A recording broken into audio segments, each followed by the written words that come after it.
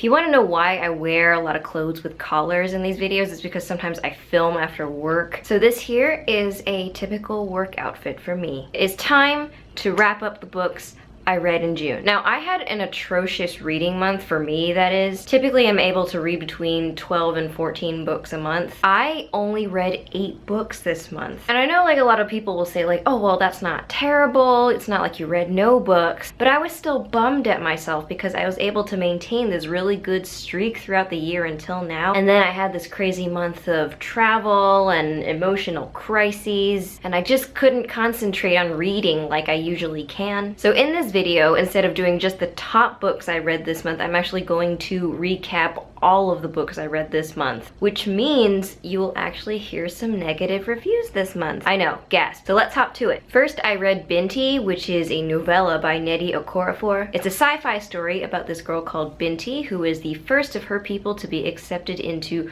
one of the most prestigious universities in the galaxy. It's not in her people's tradition to leave their homeland, so she pretty much has to run away. On the way over, the ship transporting her and other students is attacked by this race of tentacle people, and she has to survive. I found this story conceptually really fascinating. First of all, Binti is a protagonist of color, and I really appreciate sci-fi that acknowledges that people of color have an important role and a place in speculative universes. And I don't want to give too much away, but the story experiments a bit with the idea of reaching a meditative state through mathematics and how mathematical concepts intertwine with tribal tradition. I really liked the prose. It was very poetic. The ending I found a bit weak. It didn't really pack the punch that I thought it could. So in the end, I gave this 4 out of 5 stars on Goodreads. The next book I was reading mostly in the month of May, but I finished it in June. It's The Count of Monte Cristo by Alexandre Dumas. And of course, I was really nervous about reading this. I mean, the book is really long, but it's an amazing book. It's about this man called Dantes who is imprisoned for a crime he didn't commit. And when he breaks out of prison, he basically spends the next few decades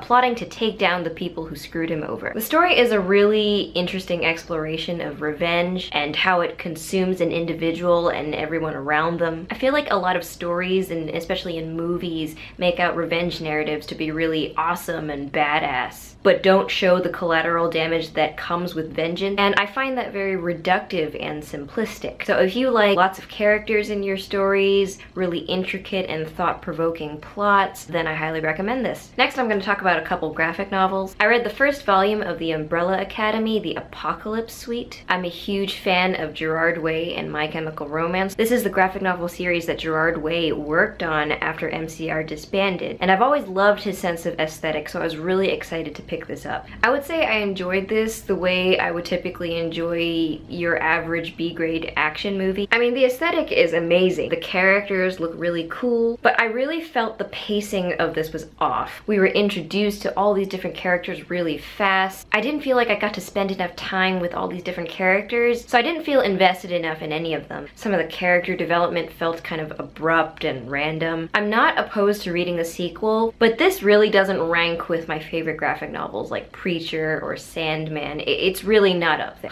I really feel like this was the month for mediocre graphic novels. This is Servant of the Bones, which is a graphic novel adaptation of an Anne Rice story. It's about this powerful, immortal, ghostly being who is mastered if you possess his bones. Most of the time he kind of floats around observing human life, and one day he witnesses the death of this girl and he decides he wants to solve the mystery of why she was killed. The premise sounded really good. The art is amazing. But here's the thing, graphic novel artists need to realize it takes more than good art to make a good graphic novel. You need a good story. You need to pace your philosophical reveries and your dialogue. Just felt like a lot of typical Anne Rice, like the kind of Anne Rice that I don't really enjoy. There's this immortal being who's moping about their life. I mean, Lestat isn't like that, so why can't there be more Anne Rice characters like Lestat who actually have some personality? I'm done, let's move on. Next, I read An Ember in the Ashes by Sabaa Tahir. This is set in a society with a Roman-style hierarchy, and it's basically ruled by the military. One of our main characters is Laia, who is a slave, and when her brother is imprisoned for working for the resistance, she goes undercover for the resistance at the military academy. Elias is a student at the military academy, and he secretly hates being a soldier, but then he's forced into a competition to pick the next emperor. This wasn't the most sophisticated premise, but I will always buy an okay premise if there there are good characters. And the characters are great. I feel like I got to know so many of them really well. Even the primary antagonist wasn't completely flat. She's really a woman who's resorted to cruelty in the face of misogyny. This was really close to a 5-star book for me. I need to read the sequel ASAP. I also read The Martian, which took me a lot longer than expected. I mean, this was an amazing book, and it was also an amazing movie. It's just that the book is very science heavy, and it requires a lot of your attention. I had a similar reading obstacle that I did with Neil Stephenson's books, in that there was so much technical lingo that I couldn't just power through this book like I could with some other books. Another unexpectedly dense read was Invisible Cities by Italo Calvino. This doesn't have a plot in the conventional sense. The premise of the story is that Marco Polo is in conversation with Kublai Khan, and he's telling him about all these cities he's been to, and then the descriptions become more and more fantastical, and eventually it becomes obvious that he's really just talking about the same city. The thing about Italo Calvino's work is that it's like a surrealist painting, and you don't really know whether you should be taking everything literally or not. This book was poetic and trippy, and it gave me chills. I wasn't always sure what was going on, but I still liked it. I love that it explored how different places become significant to us through the memories we make and the relationships we have, rather than through their physical, literal attributes. And as someone who loves traveling but is no stranger to nostalgia, I found that really thought-provoking. Finally, I read the first book in the Red Rising trilogy by Pierce Brown. This book was initially a bit ruined for me because I had read